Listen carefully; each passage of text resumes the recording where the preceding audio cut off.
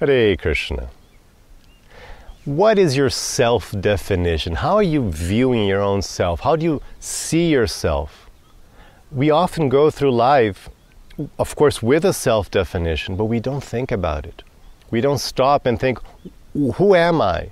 And how do I fit into this world? What's my relationship with the world, the universe, and everybody else? If you don't stop and think about who you are, it's very likely that you're operating on a false identity of yourself, a false sense of identity. You're thinking of yourself in a way that isn't real, and it's bringing you all sorts of problems in terms of frustration, of being in the wrong job, of not being happy with yourself, of not finding yourself, because you have the wrong self-image. So you have to stop and really start thinking about, who am I? How am I seeing myself right now? Because this defines how you act and what you're going to do, what your priorities are in this world. For example, in the Bhagavad Gita, the first instruction in yoga given by Krishna is about identity.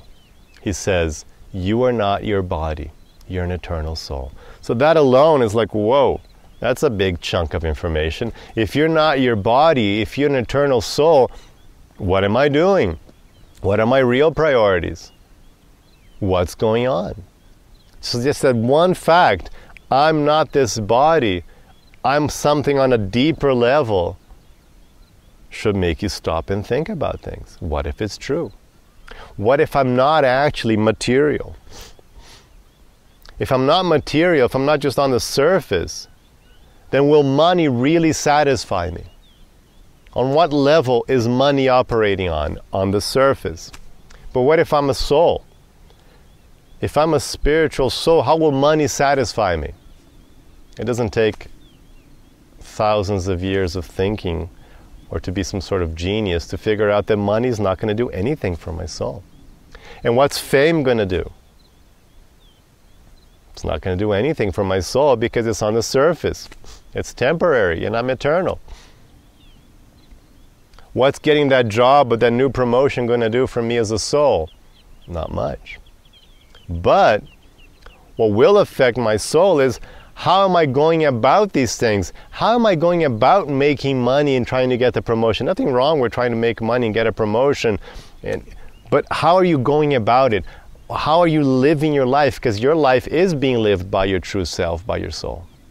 So how is that experience going for you? What do you feel as you're doing that? That's what's going to count.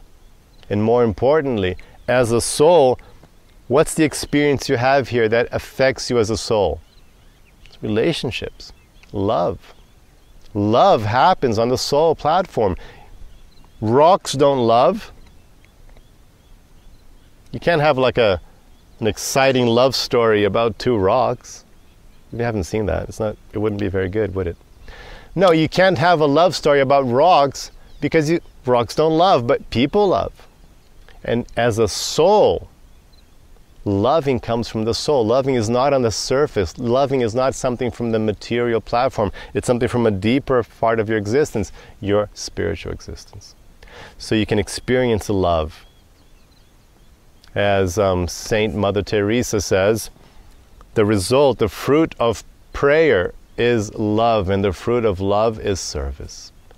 So if you serve others, if you use your energy to lovingly serve others, then you'll be talking to your soul. Then you're going to be satisfying your soul. That's going to fulfill you. So you can start seeing the difference between things that actually fulfill you because they reach your real self and things that don't have any meaning to your real self. You can start making a difference between superficial things like money, fame, etc., having a fast sports car, from the things that really will affect your soul. Loving, service, connection. And if you're really advanced, if you reach this point, devotion, bhakti, when you finally understand the supreme connection you can have, the supreme loving relationships you can have with the infinitely lovable God.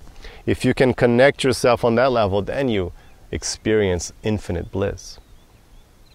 So you can learn to distinguish between what's important and what's important, not important, but you have to first know who you are.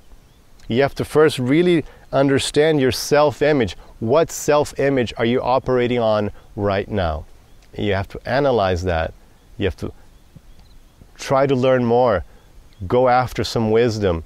Try to find out who you are, at least physically, to understand what your dharma is, what your nature in this life is, and more deeply, what your eternal nature is. And then when you understand better who you are, then you can act according to who you are and not according to superficial things which are not who you are. So think about that. Who are you? And what are you doing here? Hare Krishna.